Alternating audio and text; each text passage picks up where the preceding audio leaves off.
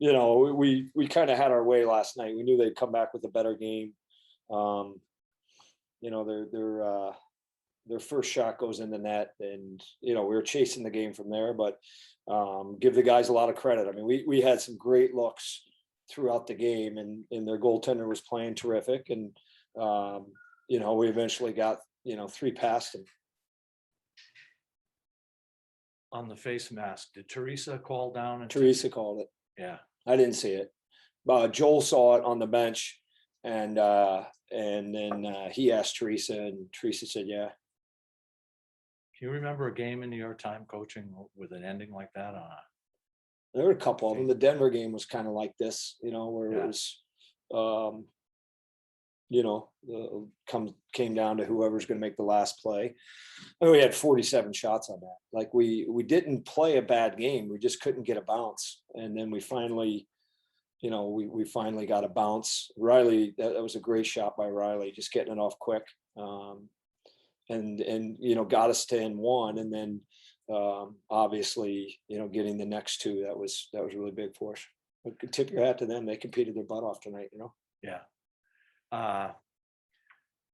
This puts kind of a different 15 minutes ago, this ending to the first half with a loss like that would have been grim. This kind of puts a different spin on it, going into the break with a win like that. Yeah.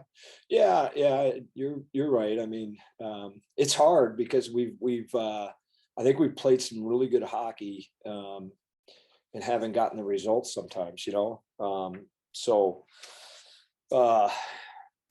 our looks in the first period, I mean, we had like 4 or 5 point blankers, and then you come in between periods and you're watching the chances and you're saying, wait a second, we had 20 shots, we had the better chances, and we're down 2 rip, so we just had to stay with it. A couple bad penalties. The good thing is, for the most part, we stayed out of the box the rest of the game.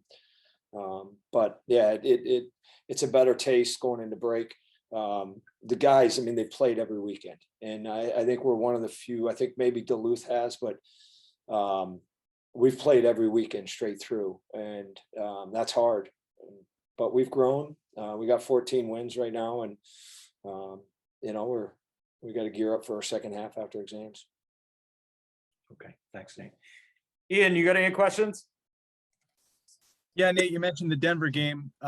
Brett Berard had the game winner on that one as well. Do you see something in him when, the going gets tough? The puck seems to find his stick, and it seems to work out for you in those moments. Yeah, I mean, he's a difference maker for sure. Coach Ralston, kind of called that face-off play.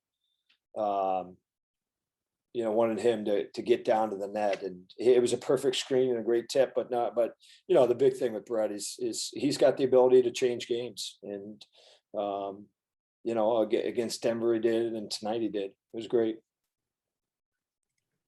And kind of a similar question, I guess, with the team overall, is this do you get the sense from these guys that they never feel like they're out of a game, even though they're down, 2-3-0? Yeah, it's the 4th time we've come back from down 2 goals, and tonight it was all in the 3rd period. In the other games, well, no, I guess Denver, it was pretty much all in the 3rd period also. But when we didn't get one in the second, it was tough, because you thought we'd chip away, and even at the end of the first, I felt like if we just get one, we're going to be fine. And we were getting the looks. The guys were working, they were getting the chances. So it would just, it came down to our last 3 shots tonight. Thanks, Nate. I'm good. Go ahead, Andrew. Hey, Nate. I think they covered it in terms of the game situation. I just want to ask, in terms of World Juniors, is it the same situation as last year? Do you guys have to go into a bubble again? Will your family be able to come with you, or? My family's still, I spoke with my wife this morning. She's still debating on whether to come to not, but I can't see them. So that's what makes it so hard. And, it's one of the big reasons of doing it, both times, is I wanted my boys to experience it.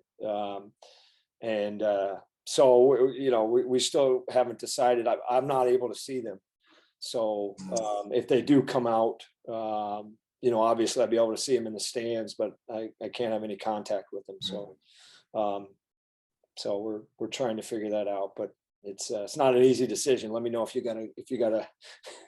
Oh, I don't think, I'll Flights are be, $1,000 a piece, so it's like $5,000 to not see your family, to see your family from a distance, so.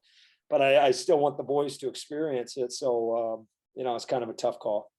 man, I'm sorry to hear that. And then I assume also that Ron's in charge while you're gone, when you guys go out to Wisconsin. Okay. Yeah, Ron's been running quite a bit of practices lately. Yeah.